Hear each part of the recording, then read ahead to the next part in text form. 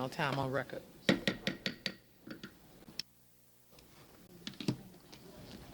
Oh, I guess it's afternoon. Good afternoon. Good afternoon. I would like to welcome you to our first budget workshop. It's Wednesday, August the 23rd, and it's 2 p.m. Call the roll, please. Mayor James. Here. Vice Mayor Harris. Here. Commissioner Brandemart. Here. Commissioner Grace. Here. Commissioner Salvino. Here. City Manager Baldwin. Here. City Attorney Hansbrough. Here. Thank you. All right, we have a presentation. Mayor, we're going to do similar to what we had when we had our individual meetings, but then there are some things that individual commissioners asked if we could change. I think Ms. Satterfield prepared a list of those. And then I also want to talk about the fire and deputy situation.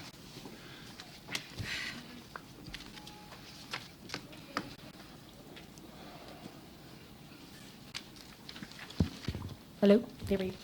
Good afternoon, Mayor, Vice Mayor, Commissioners. Good afternoon. Staff.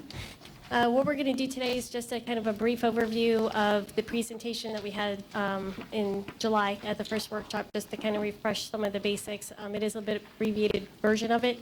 We have met with 3 of the 5 that are sitting up here on the dais individually as of this point, and some recommendations did come out of those meetings, which I'll present at the very end, and we can have those items up for discussion and further clarification if anybody should want to do that. As far as the property values are $3.8 billion this year, and we did receive a 20% increase in property values.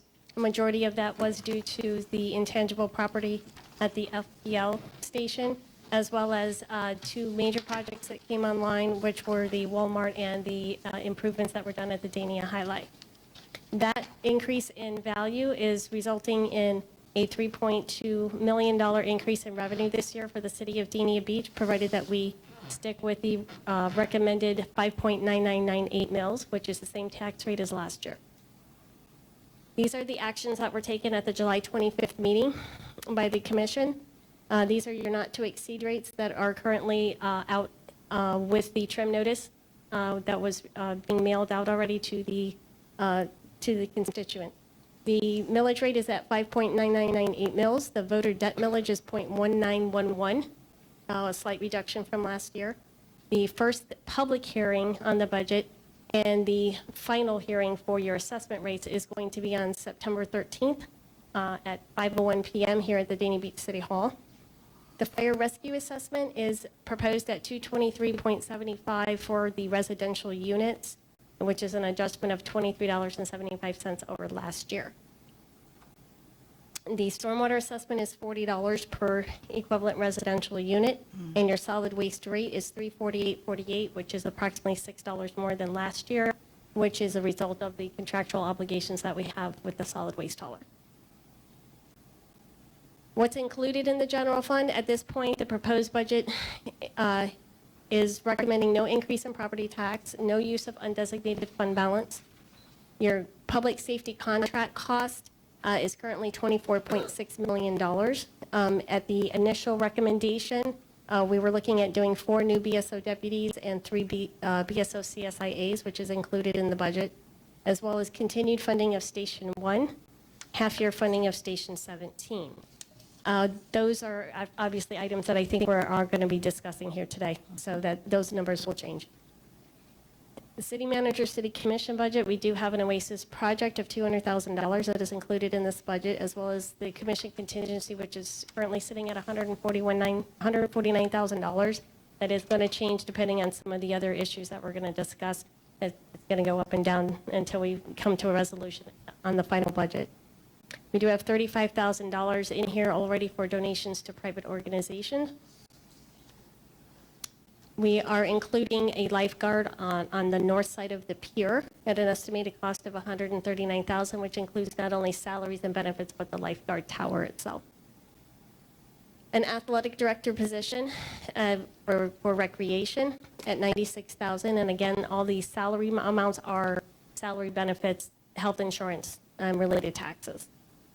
A shade shelter at Chesterburg Park for $35,000, Swanson House remediation for 50, skate park resurfacing at 15,000, and the PG Mealy walkway railings at 15. We are proposing to open the recreation facilities on Mondays. By doing that, we will be increasing 3 part-time positions to 3 full-time positions. And the intention of those is that's going to be an in-house recruitment. Public services, we added a position for a facilities manager at 101,000. For the streets division, we are looking at roadway repaving for 250,000, and we're adding this year alleyway repaving at 70,000. We are going to continue with the sidewalk replacement program and the 50/50 sidewalk program with the residents. We have 130,000 budgeted for that as well. For the beach cleanup maintenance, not the actual beach raking of the beach, but for the maintenance down at the beach to maintain the litter, the trash, the restrooms, that sort of thing. We are outsourcing the beach maintenance. We've been doing that already this year for approximately 5 months in order to keep it clean down there. We had 3 part-time positions already currently staffed. However, we've been having trouble keeping those positions staffed. So the public services director requested that we try using a contract agency to see how well that works. It's been working well. We are actually gaining the number of man hours down there by actually contracting out because we are not paying the additional benefits related to the positions. So we're going from like 1.5 FTEs to almost 3. So we're getting a lot more presence down there, and they're still going to be supervised by public services staff, but they're actually going to be contracted. That's a savings to the city of $21,000. Question. You want to? No, I'm going to wait until she finished her presentation because I had a whole lot of stuff. Okay. For the outsource for the beach maintenance, what's on their, oh my gosh, I can't think right now, scope of work? That you would need to speak with Brad. Does it include, I guess you could just ask, because I've been down to the beach a couple of times and I still see dogs out there. So I don't know if that beach maintenance is a part of, if you see someone with a dog, to tell them to get their dog off. And these are people that are not visitors. These are people that are frequent people that are down there because I see them all the time. And that's something the sheriff's office has been trying to address, and we think it'll help some to have a deputy on the north side, but if the employees see people out there with their dogs, they should be telling people they can't have dogs. I know Colin has even done that. But the deputies, I believe, are on that all the time. That's their responsibility, to keep people off the beach with dogs. Even the chief has warned people. I know that to be a fact. Well, I was down there and I watched this lady take her dog out of the car. It's a little But I white was dog. definitely not going to say anything to her. I went up to one of the park attendants and told him, I said, she's not supposed to be out here with that Well, I dog." guess that's what I'm asking. I don't know if that's something we could put in the scope of work with them, just not to go and patrol the area, but if they see something, I guess, to Tom, enforce. do you want to tell them about your meeting that you had with, to address that issue about code amendment? Well, the police department has offered to step up its enforcement. It's already done so, and so we hope to get a better hold on those types of issues down there. But we've met with code and tried to work out a way of dealing with beach issues that were brought to us by Mark Felicity, a number of issues. And I think the control has begun to be successful. Commissioner Brennan? Well, what about what the mayor proposed? Why would that be a problem? What she's proposing, to add it to their scope of, Well, these 3 positions are actually custodial type positions. that's what- I guess that's what I was asking. Yeah, I don't think Oh, that that's okay. something that we would want to Different. contract the Okay. agency to actually try to do as far as Okay. enforcement. That's fine. I mean, I could add this. They know if they see people with dogs on the beach, to report that to their supervisors. Okay. Management staff for the city, and then, our staff can obviously appropriately handle that. Okay, But it's not, they're busy cleaning the toilets and right. debris and trash and stuff. Okay, I got you. Okay, thank you. Okay, to continue, we also have in this budget, which we did not have much of last year, are some capital replacement items for fleet maintenance and for vehicles. We have a very aging fleet in the city. Last year, we weren't able to really purchase anything out of the general fund. We did replace a few vehicles in the enterprise funds because they did have funding.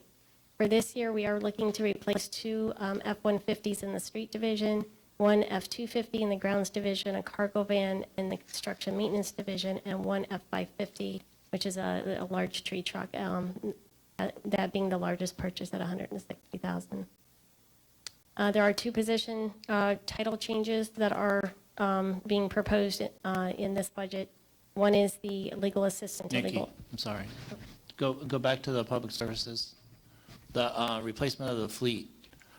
How large, well, for future reference, how large is our fleet and what is the age? I mean, I just saw a few vehicles over by the mobile station and it looked like they were aging. Last Lake.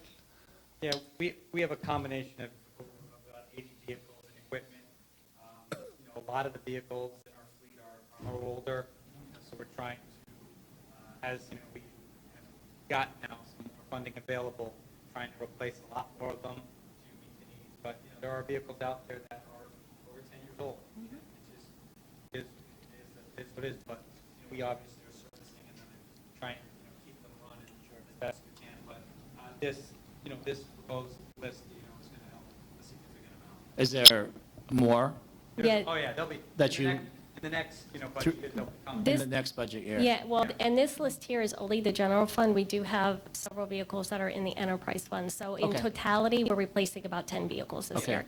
And the intent is hopefully to do the same in the next few years going forward, to Okay. try to catch up on the aging vehicles. Thank you.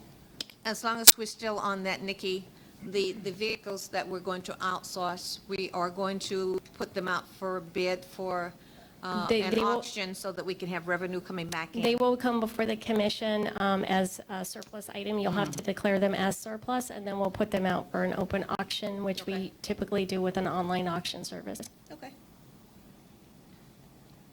I just to make one of the points that, there will be, as we have 10, there will be a few vehicles probably from the list. We probably keep as reserves because we don't really have, say, a complete, set of spare vehicles. So there are some we're going to keep, but there's a good amount of the 10 that we're going to, bring back obviously for surplus. Okay. Thank you. Okay, back to the position title changes. Currently, there are two proposed position changes this year. One is the legal assistant to a legal office manager position. It's a pay grade 28 going to a pay grade 30. This is an estimated cost. The actual cost will be determined once it goes before the city manager and the HR department. The $9,000 does include salary and benefits and related tax liability. Public Services Administration, there's a recommendation to change that from a pay grade 24 to a pay grade 30, from an administrative coordinator position to an office manager, and the estimated impact cost on that is $14,000. Enterprise funds, again, there's no recommended rate change for the water and sewer rates. We have not had a rate change since 2011. We are proposing to fund a Northwest First Street water main replacement project at $431,000. And the Public Services is currently working to complete the SCADA system. It actually is going to be coming before the commission here shortly with a recommendation to award. Stormwater, we're working on completing the phase 2 of the stormwater on the southeast section, as well as the Taylor Lane and the southwest area, excuse me. Parking, we do have about $200,000 that we are estimating to be surplus, which we're going to transfer over to the Phase 2 beach redevelopment project. Currently, that brings our funding up to $1.15 million in Phase 2. We're already allocating part of that cost, which will come to the commission for relocating the electricity on the FPL underground.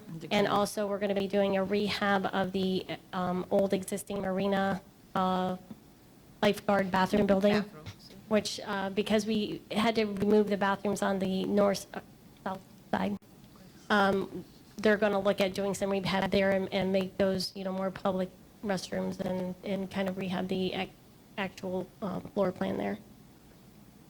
The pier is doing fine. The revenues are up 14%. It is a self-supporting operation. It has very little reserves at this point, but it does have a small contingency. So we're advocating keeping those funds there for ongoing maintenance and that sort of thing. And the same with the marina. The marina is self-supporting, revenues are up 27%, occupancy is doing very well.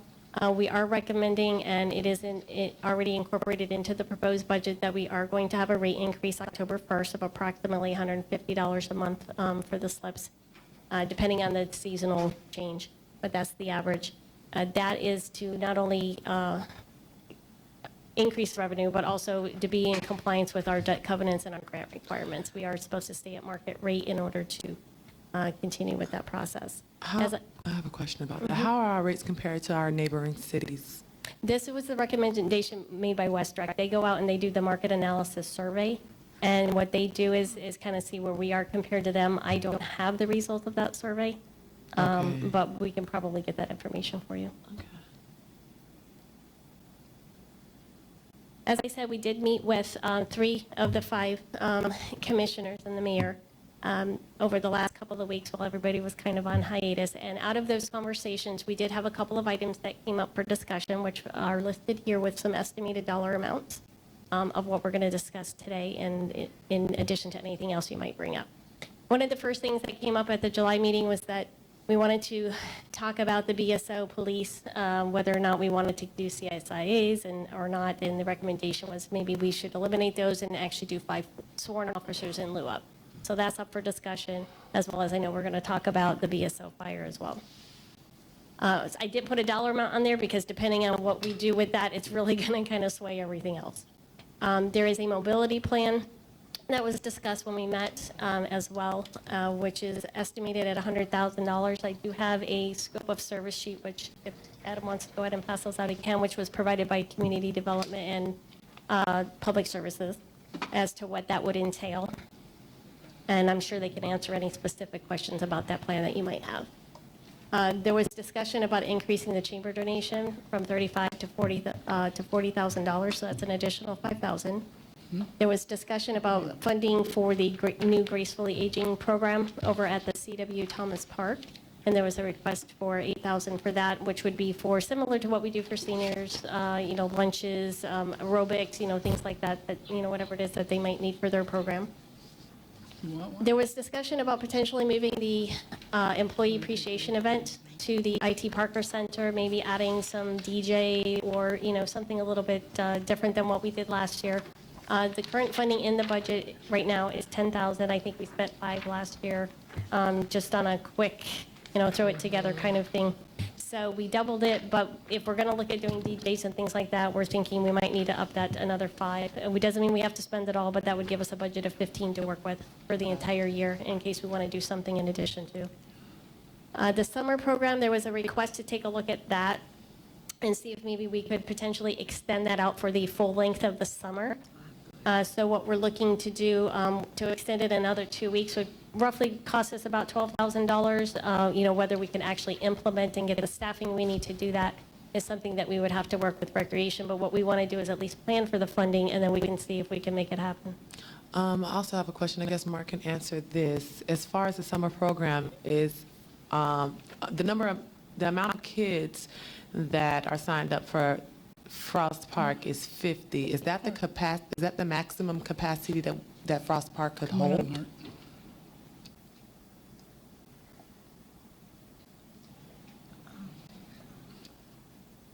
Good afternoon, Mayor, Commission, City staff. Good afternoon. The capacity is 75. Why we keep it at 50 is we use one 55-passenger bus. Sorry, I turned everything down. I'm sorry.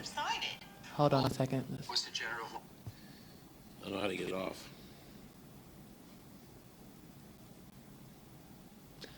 Okay, start over. I think I lost. It's mainly for transportation purposes. With the 50 children, we're able to use a 55-passenger bus, which runs us approximately just under $400 for 4 hours.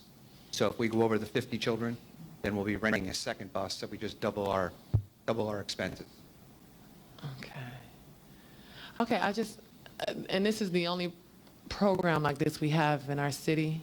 No, we had a program this year that we did a partnership with Hollywood Memorial Healthcare, And we had 50 children out at PJ Mealy all summer. Out of PJ Millie? And that was a 9-week program. Did they go on field trips and everything? Okay, and did we get revenue from them, or was it just a Yes, partnership through? they paid approximately $4,400 for the summer. Okay. Okay. Let me ask a question. We ended the program, the summer program, 2 weeks before because the college kids had to be back in school. Is what we're asking for an additional, will it extend out the other 2 weeks that we need, or where are we with that? Well, we pull from 2 pools of a staff. We try to primarily get Broward County School employees in our summer program, and we're successful, and we also get a mix of college students. The school board employees have to report back a week early before Right. school starts, so they can't commit to a 10-week summer program. Okay. And the thought process has always been, we didn't want to start losing staff as the program goes on. And then when we have the college kids, they also return a week or 2 early to get back on campus and do what they have to do. I get, basically what I'm asking you is were you successful in having the program extended the 2 weeks prior to them leaving to make sure that everything was done in order? Or do we need to add people, is what I'm asking. Why can't our employees be a part of the summer program? I know I go to the other cities and their entire staff runs their program. They don't even hire additional staff. And I know we don't have a lot of full-time staff. I know we're proposing 3 right now, and that's not all going to be at one park. But our staff that's there can't help out with that. They can help out, but you have to have a ratio of adults to children. Like, you couldn't have 3 part-time staff with 50 children. No, I understand that. I mean, just a mixture between it all to try to, I guess, make it work. And maybe you can have 2 other people that aren't in the school board or college kids that could, work a summertime program just to make it work. I don't know, I'm just giving out suggestions of something for us to try to make it work. I do know that, apart from myself, there are a number of kids that had nowhere to go for these last 2 weeks because, you sign up for a summer program here and then I'm a working mom. I'm not retired or anything like that. So luckily my father was able, but what about those of our residents who work a 9 to 5 every single day? I just trying to figure a way to make that summer program work for the entire 10 weeks. Can we do something similar to what we used to do with Beta and Workforce One? Maybe to pull some of the kids from high school to come in? I don't know whether we could do that. Well, they must be 18 to work in the program. Okay, got it. Okay. And I'll tell you, another issue is, the children really get attached to their counselors over this 8-week program. And then to extend it and then have the counselors go away is kind of, especially for the younger ones. But we could certainly, look into using our regular staff. How we have to make it work? Okay. And another thing that I know that eventually, maybe not this budget or maybe next budget, that will help is if we had some park and recreation vans.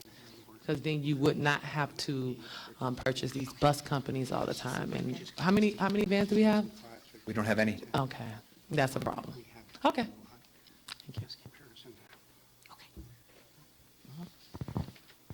Okay, the last 3 items that came up for discussion during our meetings, our individual meetings, is there was some discussion about maybe looking for some grant opportunities if the city should decide to, potentially put in some turf over at C.W. Thomas Park.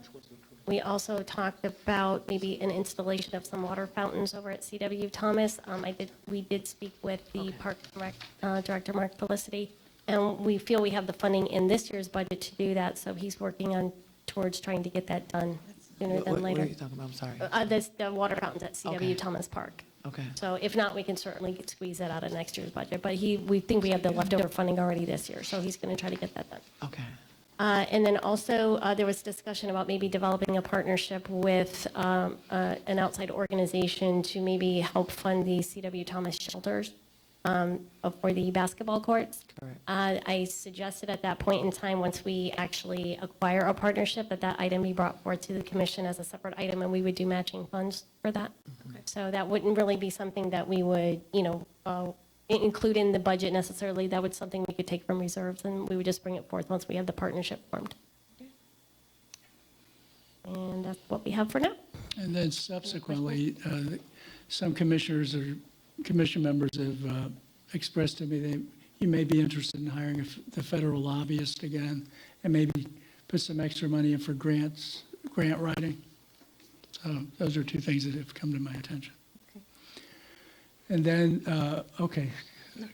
Commissioner Grace? That was a valid point because we talked about that last night. Yeah. And it's very important that we have someone in the city of Dania Beach that will be able to do grant writing for the entire city. When I say that, including CRA and everything that we need, because there's so many grants out there that we have not taken the opportunity to reach out and try to get. I think it will help us upgrade our city. But I think the presentation was really good, but there's a couple of things that I want to talk about. And the first thing is the CSI agents. I think the consensus, and I hope I'm right, that we do not have them.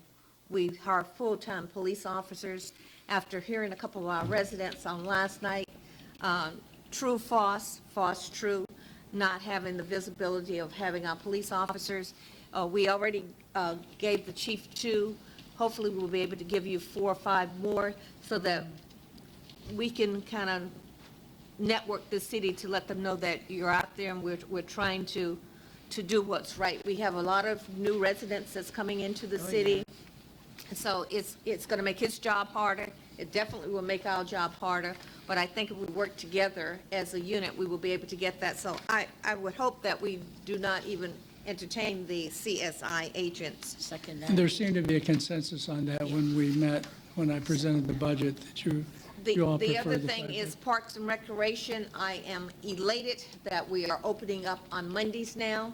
So it will be Monday through Sunday because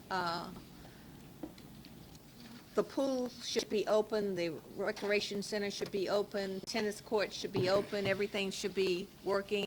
If we get those 3, maybe 4 part-time employees becoming full-time employees and network it, as Nikki said, that we've asked you to in-house it.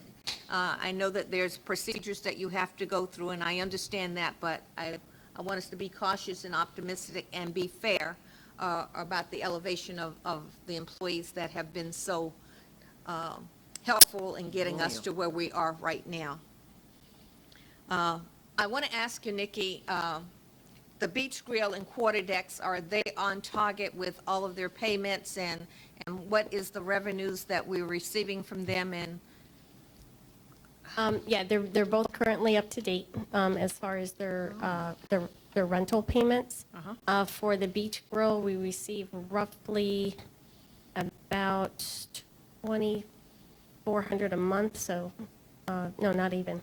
I'm going to have to look that one up. But Okay. yeah, they are on target, as well as the quarter deck. Okay. So, Okay. You did not give us a slide of the donations for the 35,000. that's what we've budgeted. Okay, There but are I didn't have a list. a list. And we were criticized last year about not giving to certain organizations in Dania Beach. We gave a lot to outside organizations, and I just want to critique that list so that we would be fair. We'll get Maybe you the we might list. have to scale down a little bit, give this one something, give this one something to keep everybody happy, if you understand where Yeah. I'm coming The from. idea, Commissioner, is once you've budgeted the money, then we'll Okay. redo the policy and bring it back to you, and you Gotcha. can allot the money. I just want the residents of Dania to know that we heard them, we understand where you're coming from, and we'll try to do our best to make it doable for all of us. And the last thing, how are we, city manager, with the terms of the agreement with Hollywood for our firefighters? And that is something that we're really going to have to, I think we will be able to do what is right to keep the 3 people on the truck Okay. and to keep my police officers that we have promised. But I want to make sure that we have the monies in the funding to do both. Right, if- I don't know where we are right now. If you are ready, I'll address the police and fire. Okay. It is a bit complicated, but, and I know you've heard me go over the history of this, and you all are aware of the history of the SAFER grants, the 2-man unit, 3-man unit. The commission, and forgive me if when I say commission, it doesn't necessarily mean this commission, but I think you all have agreed to that generally we want to meet all of our public safety needs. And the public and the police chief and the commission has been very much in favor of getting more deputies and dealing with our crime issues.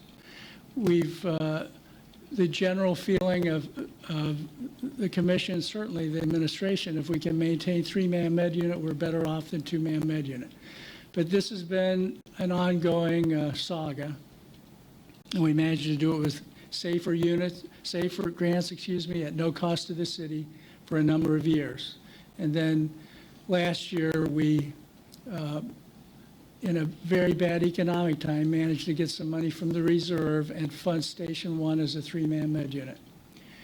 This year, because we finally got where we're trying to get revenues coming in, what I presented to the commission resolved all of our public safety needs, law enforcement, fire, lifeguards, and so I think everybody appeared to be pretty happy with what we were proposing. The chief had asked for the 4 and 3, and the commission changed it to 5 deputies, but he was okay with that. And then we're finally going to have our 3-man med unit by putting that into effect in March.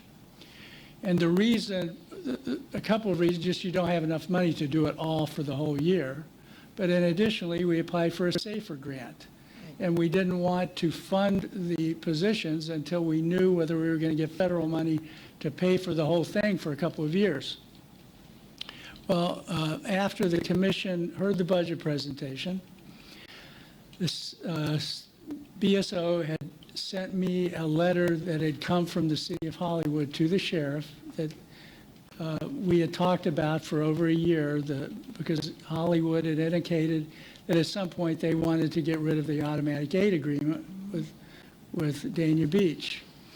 They said that there was disparate call volume, and it is. If BSO has run the figures, and there are a lot more calls that go from Dania Beach, from Hollywood to Dania Beach than Dania Beach to Hollywood, and you have all those figures. I gave them to you. And then Commissioner Salvino also asked, well, what did it look like before? Because we had always heard Dania Beach ran more calls into Hollywood. And if you go back, I don't know, Colin, the figures, if you go back from 2010 to 2005, it appears Dania Beach was running more calls into I had them Hollywood. up, Bob. We're still ahead of them by over 1,100 calls. Okay. So And that's going back that's, over. that's what we just passed out to everybody today. Anyway, to go on, we had hoped that Hollywood would continue their automatic aid agreement. I told you I talked to the sheriff, Joe Fernandez, and the fire department, and we've been working, hoping that they would renew the automatic aid agreement. And as I had told you, I talked to the city manager earlier this week. I think it was what is today? Monday. And he had checked with his fire chief, and Hollywood, their recommendation to their commission is to discontinue the automatic aid agreement with the Broward Sheriff's Office. So in discussions with the sheriff, and I, as our public safety department head, I guess you'd say, he suggested that because of eliminating that agreement, it would be better than hire 5 deputies now and 4 firefighters in March at mid-year, which is really April 1st. That he would suggest we hire 3 firefighters now and however many deputies we could, which is 2, if we hire 3. Is that right, Nikki? If we did 3 firefighters, we'd have 2 deputies October 1st. And he said, though it's your decision, however you want to do it, they will live with that decision. So ask that Chief Hernandez be here, and obviously Chief Marks is here to express their view on it. But, as you look at it, there is money there, and we have 5 deputies and 4 paramedics covered for the whole, in the year, but it's just one of them can't be for the entire year. So it's when do you want to hire them? And however many you hire may free up money to do something else. So, Commissioner Salvino. Okay, thank you, Mayor. I talked to you a little bit about this, Bob, and now that the chiefs are here, I've thought a lot and hard about how this can take a different direction. Just a thought process I'd like to share with the commission.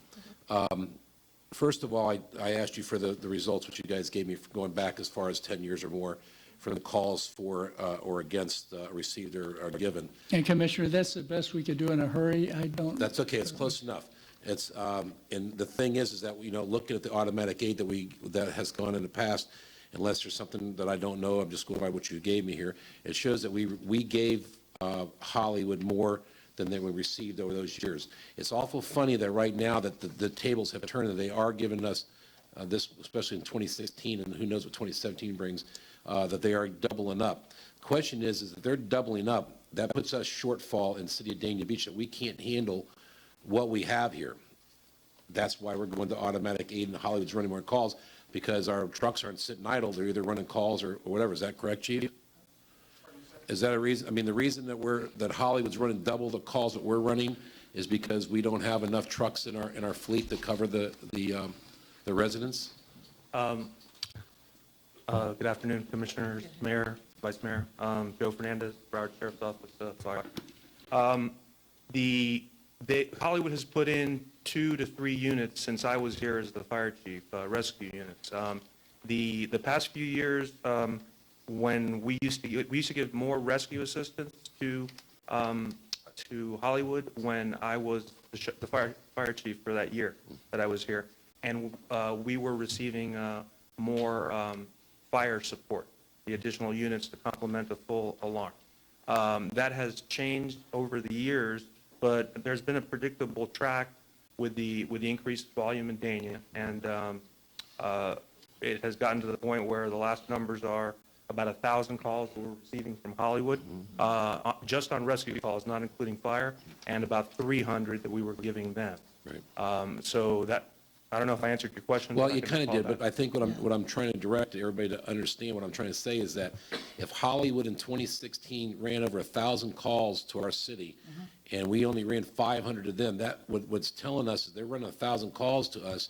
That means that we do not have enough fire rescue in our city to cover the residents that we already have, plus the growth that we're coming up to, which leads me into my next question, okay? And I agree with it. You're Okay. correct. Okay, Yes. my next question is, instead of spending the money on firefighters and police at this point, and it's just a thought, how much does the fire rescue truck cost? The actual physical equipment, a rescue truck is in the $300,000 to $400,000 range. Okay, so if we take $300,000 or $400,000 and we have a rescue truck and split the units down to 2-man units for a year, and you got to honestly tell us that you can safely do that. I always know it's better with 3 on there, but if we put another rescue truck on in the station and split the units off and put 2 guys on the med units until the next year's budget comes up, we would have the extra rescue truck to run our own calls to our city and take care of our own residents, because if we get off of automatic aid and have to go to mutual aid, we're going to be in trouble. It's going to be a long delay. Secondly, if we're in automatic aid, I don't understand why BSO, since we're contracted them, we have Port Everglades and we have Fort Lauderdale Airport. Those people should be automatic aid to us instantly because we're contracted with BSO. We shouldn't have to count on Hollywood or Davie to come there. I can assure you that the airport does not run calls daily like these units here do, or does Port Everglades. I don't know how many units they have, but again, it's a thought. If we're not going to be able to get another rescue truck, or we're not going to be able to get mutual or automatic aid from Hollywood, then BSO, if they're not going to fight hard for us to get that, seeing that we're contracted, I don't know if the city manager's fighting hard enough, but I can tell you, I spoke to 2 of the city commissioners in Hollywood, and I don't know why the city manager there would automatically, after looking at these numbers, that we did so much for them before when we ran it, now the tables have turned, why they would automatically pull out. I feel it's because that we cut down on the two-man med units, and they're trying to punish us for this.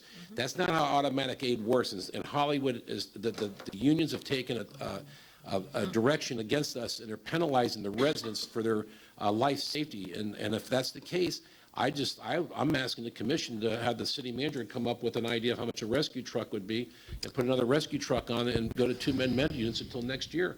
At least we have another rescue truck that can offer support to our residents. Go ahead. Okay, well, a few things. On the issue of the disparity with the calls, Hollywood is a very busy city as well. They have been alerting me for over a year, and the manager and I have discussed it, and obviously there's been a financial challenge in adding the units. But this issue was brewing, and there's multiple effects that occur in addition to the disparity in the number of units. When we send them a two-person unit, you end up having to remove a person from another Hollywood truck. So there's a trickle-down effect that also is not equivalent, because when they send us a rescue, they send us a autonomous three-person rescue. So there's a difference when you're running 2 versus 3, and then when your neighboring agency is sending you a 3-person and you're only sending them a 2. I've given the manager recommendations going forward of what we can do in the next contract period to step slowly into adding a 3rd med unit was the last proposal that I gave him, adding it as a 2-person unit, and then by the next year turning it into a 3. I know the Hollywood Fire Chief expressed to me some concerns with all the development going on in Dania Point, what the surge issue is going to be with that and how it's going to affect Right. things. Well, on top of the automatic aid that they want to take away with this, is you're right, with the expansion of the Dania Point project in the next year or the year after, we'll have plenty of money in our budget. We would probably have to have either another station or expand the station we have to put it a second, maybe 1 or 2 or maybe even 3 more units out there, because you're in a situation where the population is going to increase by at least 15%, plus all the activities that are going to be going on at the Dania Point project, and I'm sure that there's going to be issues over there. The thing is that, you have, I lost track of what I was going to, if you have all this going on over there, and Hollywood is right next door, what's going to happen when we have all these med units and then they need automatic aid? They're going to wait for mutual aid, because we're going to be in financially better shape than Hollywood will be in 2 years, and then they're going to need us, and then what are we going to do, turn around and be nasty to them? I think that you as a chief and our city manager, I think they need to make them aware. And the fact too is that over in the warehouse district, over off of 84, that is Hollywood, we run all their calls over there when they have a situation out of our automatic aid. That means that Hollywood's going to be delayed to run all the way from Hollywood all the way to State Road 84. And we could also be to the point where the Dania Beach Pier, if somebody gets sick on the north side of the pier, we could force Hollywood to run that, because that's the city of Hollywood as well. That's right. Well, the Port 95 area, yeah, we do have a reciprocal relationship where we cover that warehouse area. They also cover for us a trailer park area that's right by their Station 74. So those are things that are going to come into jeopardy with the cessation of this automatic aid That's why I don't agreement. understand why they can't wait until we, especially when we expand, because we're going to be in 2 years' time, we'll be in a lot better shape I got you. after this. But I can assure- I think I'm I sorry. made my point clear to Yeah, everybody. I think there's some things that I left unanswered. You do get the benefit of having the other neighboring, and again, some of those are funded by enterprise fund or what have you. They're different funding mechanisms, but you do have the Seaport area and other BSO units that are in an automatic capacity. And I don't know if everybody knows the difference, but just remember, automatic means you pluck those units like if they're yours. Mutual means there might be a 3 to 5 minute delay, like the commissioner said, and you could probably retrospectively apply that to the 1,000 calls that we saw the disparity on in 16. So when this agreement comes to an end, you can probably expect a delay in those 1,000 calls. It'll probably more or less be the same amount or a little bit more in this coming year. If we go into the automatic aid, though, would we be able to, with the automatic aid right from the airport? I mean, because the airport rescue could cover all the way out Griffin Road easily, The west. northeast Dania, in the Meluca area. I mean, at the best. I mean, they could still go further south and up to Church Street, but take a little longer. But are they available for that? They are available, but again, and they are coming up automatically on some of the run cards, but they also have their primary focus and mission in those areas. So, but you are getting the benefit of that. But it's still not enough to cover the need. So. Okay, hold on, I want to give someone else yes, a ma'am. chance to speak. Commissioner Brandon Marty? Yeah, just a quick question. It's my understanding that even if we had 3 men on a med unit, Hollywood don't want it. I They don't think want us. What from the message the fire chief had delivered to me at this point, they have ongoing concerns about what the surge is going to be like in Dania. So the manager was told the same, I believe, as well, that at this point, if we do add the third back, they're not ready to jump back into automatic aid. Okay, I have a question. And that's something. Even if you guys had an additional med unit, did you have enough firefighters to cover that additional med unit? We, because of the staffing at the fire department and the sheriff's office, we have a lot of float personnel, so we could very easily, and it's a discussion that Chief Marks and I had and the rest of the command staff at BSO, we probably can put that unit in service almost instantaneously for you. So we do have enough people within the system to where we can add that third body for you October 1st without a hiccup. What are the downsides for? Third person? She's Not asking, truck. No, I'm not asking for a She's person, asking I'm if- asking if for you added the fleet, another- the actual. I'm pretty certain that, if we add another truck, which has not been my recommendation to the manager up to now. I Okay. felt that step one should be fully staffing the second truck, because Okay. that autonomy that you get has a big value, and because you're not getting that effect where the two-person unit goes out and maybe takes another body off of engine 17, and now you have 2 down units, so it's a very powerful effect that you get from having the third on the rescue. But it Okay, doesn't, so. oh, I'm sorry. It's okay. So your recommendation would not be a truck, your recommendation would be to fully staff it? Up to now, my recommendation, and I think I would maintain it to the commissioner's question, is staff the Okay. second unit with the third person, and then we should be moving into discussions very soon into adding a third truck. And in that design, it was adding a third unit with 2 people that then turns into a third-person truck, kind of as a soft landing into funding that truck. Okay, Commissioner Brandon Yeah. Marty? A 2-man or a 3-man staffing doesn't solve the problem as far as the time a person responds to, like Mr. Green. That doesn't matter to me, really. If it's, 2 or 3, you're not making your response time faster. It's because of the other problem that you're talking about. We're growing. We need another unit. But to me, I need more police right now. That is my main problem. That is what most of the people are complaining about. If I thought for a second that the third man on the truck would have made you got to Mr. Green a little faster, it'd be different. But it isn't about the third man. It's about another truck. And I wasn't thinking that way, but I am now. It's both, because there is an effect. You will have better response times. The trickle effect that produces a lot of those, trickle down, that produces a lot of those needs for automatic aid are because you're knocking down 2 trucks sometimes to support a unit that has a 2-person staffing fact on it. I just don't understand that Hold on, at hold all. on. Commissioner Grace? My colleague makes a lot of sense Yep. here. He really does. Yep. With the extra truck, and you said you had the floating people that can actually service that truck. I know that wholeheartedly we wanted to make sure, because I understand I was in the truck Yeah. with them. So you've got one person that is inputting the information as we're en route to the hospital, one that's driving it, and one was putting the IV in my arm. So I understand the significance of having 3 people. But we've got 3 projects that have just finished. We've got Dania Place. Morrison's is going to be opening up at the end of the year. The other 2 hotels will be right behind them. Next year, Dania Point is going to be online. We've got Pirates Inn property that they're going to start working on very soon. I know you've danced around and you told us the 3 people. Can you actually have better service and better response time with the 2 and have the 3 trucks? Yeah. It's an alternative, and we could probably find a truck in surplus. Absolutely. But you're going to need to, the addition of members is going to be, you're going to need a lieutenant for the third unit. Well, just hold the job open. I'll be there in a year and a half. I can do that job, okay? So the staffing will be a little bit different.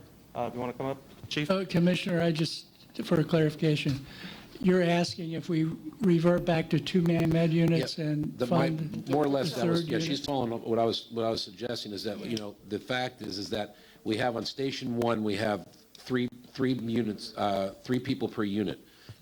And with the 3 people per unit on there, I know that he said you have to have a lieutenant on each truck, but the rest would be firefighter, paramedics. And the thing is that if we had to hire one more lieutenant and then get a truck, you could take those 3 med units that they got and drop them down, at least change it around to where they go 2 med units. Because the other thing too is, just about every single time I look around, I see rescue, I see the fire truck behind it. And that's in Station 1, where there is 3 med units, there's not a reason for that fire truck to follow. Unless you can, let me finish, please. Unless you can tell me differently, but every time that truck goes out, that rescue goes out, the fire truck's right behind it. The question was, when we last spoke about this, we were on the 2 med units, the fire truck followed because in case they needed 3, and that was an expense call that we were talking about. I remember that thing. But if we have 3 in Station 1, there's no need for that truck to follow it, and I can assure you that fire truck is there almost every single time. So that's 2 calls that were going on, 2 trucks went on, 1 call designed for, there were already 3 people, where we could actually run. Dania Beach used to run 2 med units years ago, and I know, let me tell you, the bigger the better, the more the merrier. I understand that. The fact of the matter is right now, if we're going to run, we're not going to get aid, we need to have another truck out there to take care of the residents. I'd rather have 2 people trying to save my life than have to wait 10 minutes to get somebody and I'll be dead. That's my opinion. So, I mean, you can go run with that. Yeah, Okay. So It's a lot. on the issue of the fire truck running with the rescue truck, we have call type, call determinants, depending on what the nature of the call is. The response is all based on what the effective response force is. How many people does it take to handle that incident? So if it is a cardiac arrest, we're going to dispatch out 2 units because you have 1 person dedicated to doing CPR, and the whole evolution of steps to getting the person treated within the time they need to save, brain function or life. It gets a little complicated, but we will always be dispatching double on certain call type. It's the industry standard and how you achieve the effective response force to treat a particular incident. What was the other question? The 3 units versus 2 units. The first thing that we need to achieve, and that's why we have engines and rescues running all over the place, is to get somebody to the scene to start sustaining life in a medical situation. So if the engine gets there first, because the next rescue was out of territory, they can begin CPR and some other advanced procedures that they're trained to do and administer drugs. And then when the rescue comes, they add to that, and they'll have to take a person from that truck. So the deployment design of the 2-person units, while it can be done, it eats away at the system that you have set up. So in the long run, I wanted to get to the point where you had 3 rescue trucks. I'll let Chief Holness add some additional comment on how that would be executed. Absolutely. For the record, Gregory Holness. I'm currently Assistant Chief for Fire Rescue Services, Management Services. One of the things that Chief Fernandez had asked me to do when he brought me back into the public safety building is kind of look at this from an analytical point of view. And while we can't predict the future, there's a certain degree of probability that we can use from the past.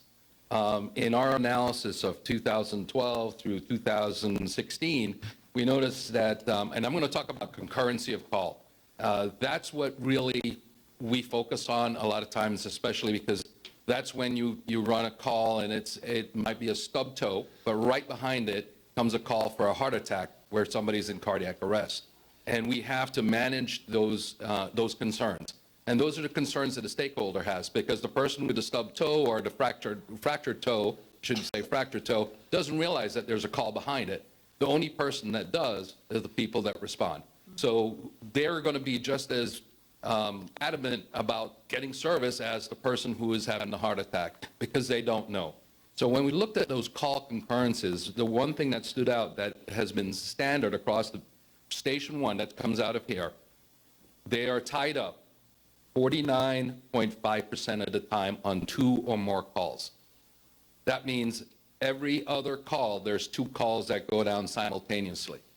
If you have an autonomous unit, i.e. a rescue or medical unit, that's staff that can respond by themselves, that will give the opportunity 50% of the time to have another unit available to go and be that first on scene. So if your heart stopped, if you need oxygen right away, that unit is available to provide that. That concurrency is what we kind of start to drive to, because we can't predict calls.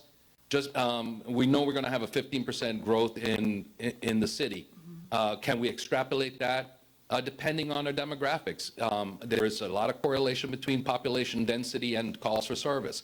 But what we can't tell you is how many of those are going to be visitors to Dania Point. I guarantee you I'm going to be a visitor to Dania Point because I think it's a fantastic opportunity in the central part of the county.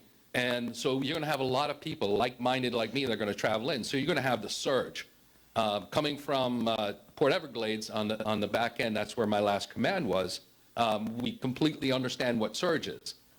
There's 11,000 people that work there in Port Everglades, but on any given high cruise day, you can have over 60,000 people. That's a surge that you can't predict, but you know it's probable because that is cruise season. So you can't tell exactly how many people you're going to have, how many calls for service you're going to have, but you know there's a probability that it's going to go up. So what we have to look at is the concurrencies and making sure that there's a unit available to respond to the needs of the residents at any given moment in time. So yes, a third, yeah. To interrupt Greg at that very moment, so he's really hitting on the point that many of you are asking. I really want a unit to be there, and the important part, short of surgical intervention, in a trauma situation where we want to get you to a surgeon, we don't hurry up and leave. So what's most important is that one of those 4 Dania units right now be available.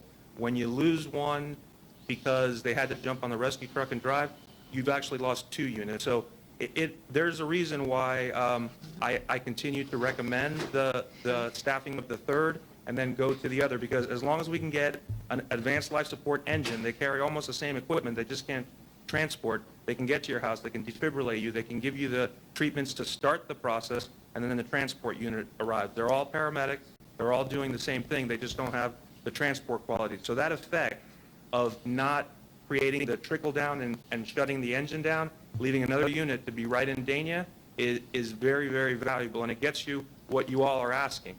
And we don't hurry on medical calls. We're going to use the kitchen sink on you right there. So that kitchen sink approach starts with all the drugs that are also on the engine. So we can start doing that treatment. The only call that isn't like that is the trauma case that has to go to the trauma surgeon, and we try to minimize that time to minutes, just a few minutes on the scene. So I just wanted to reinforce that, because I know that's an issue, point of confusion, and I wanted to explain again or highlight how important it is and what you gain. You really gain a unit back. You're almost adding a unit if you have the 3rd on the truck, because you're not downing another one of your units. So there's almost a mathematical equivalency there. A lot of the points that were brought up are very valid and very good points. And I know we see things out of a different lens than you see things. And so although I understand wholeheartedly what we are saying here, we have to make sure we understand the profession that we haven't went to school for. And exactly what he's saying, you're taking one out for the other, you're really not having 3 units, now you're having 2. I get what you're saying when you say that, because when I got picked up, someone had to leave my unit to go somewhere else. And so my service was delayed because we did not have those 3-man med units all across the board. Now, I would like to hear more solutions than just stating all the problems and things like that. What I know this might sound a little odd and strange to everyone on this commission, but I played basketball in Israel for 6 years. They had a lot of mountains, and so I didn't see the type of fire trucks that we have here. Instead, depending on the call, just a thought, and maybe this exists here, they had like a fire moped or a small type of car that could, in these situations where there aren't life and death situations, you can have one man go out there and make sure and assess these things. And maybe if they needed to be transported, that gives a delay to get transported, or they can treat people on the scene. Like, these are the type of things that we need to be innovative, because we are progressing and we are growing, and we're going to have to adapt some kind of way. And I would hate for the city of Dania to always be last in trying something different. So, like, we just need to be more innovative in how we're going to get these things done, instead of, always addressing the problem. Commissioner Grace? Yes. First of all, Louise, turn that air down. I'm freezing right now. Secondly, Please, thank you. The ball has been dropped in our lap. My city manager talked to your boss, who we couldn't get in here today because I really don't think he wanted to be in the midst of whether we have firefighters, paramedics versus police officers.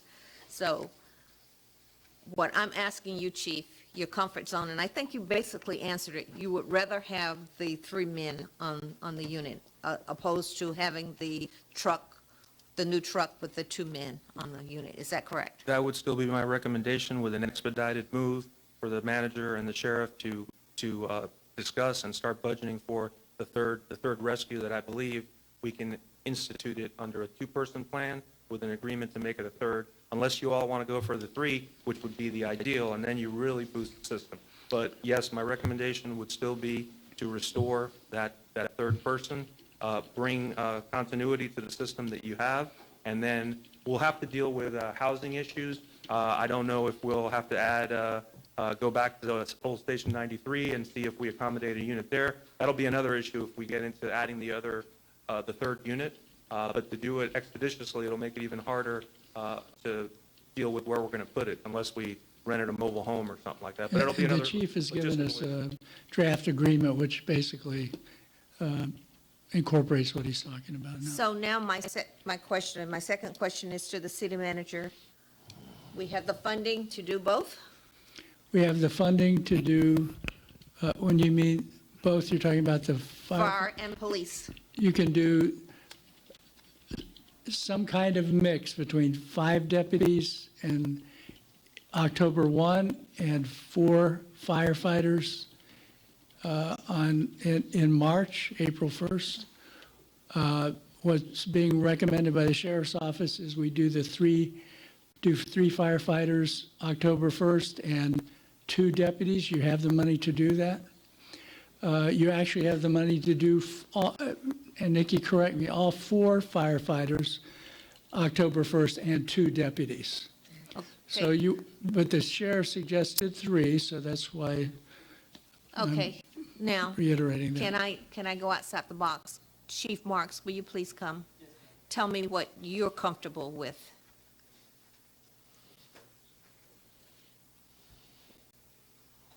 If I could just add quickly that the 3, obviously, if you did the 3 the 3 firefighters. We already did 2, so If you did the 3 3 more? firefighters October 1st and 2 deputies, instead of 4 firefighters, which I said you have the money, you would free up some money you could use for something else if you chose to. Okay. I'm comfortable with that recommendation. I think we've been doing well in increasing the amount of deputies. You can't really put a price or parameters on public safety. So I'm perfectly fine with it too, and then I spoke to the city manager, and then in March, we can get those additional deputies. And So we're giving you 2 already. They're- right from the Casino. casino. Right, so you'll wait until March for the other 3, is that what you're saying? No, ma'am. No. In October, we'll get 2. You'll get 2, Yes, ma'am. And And then- then in March, the you'll get the other additional- one, 3 more. 3 more. 3 more, so that's a total of 5. Right, and then it'll give us time to train the new deputies as they come in, and then we'll get the new batch in March, and we'll be ready to go. I think that's good at public safety all the way around. It's a good opportunity. I like y'all standing together and everybody working together. Okay. It's like nice. All right. Commissioner, Okay. Commissioner Salvino? I have one more suggestion, Mayor.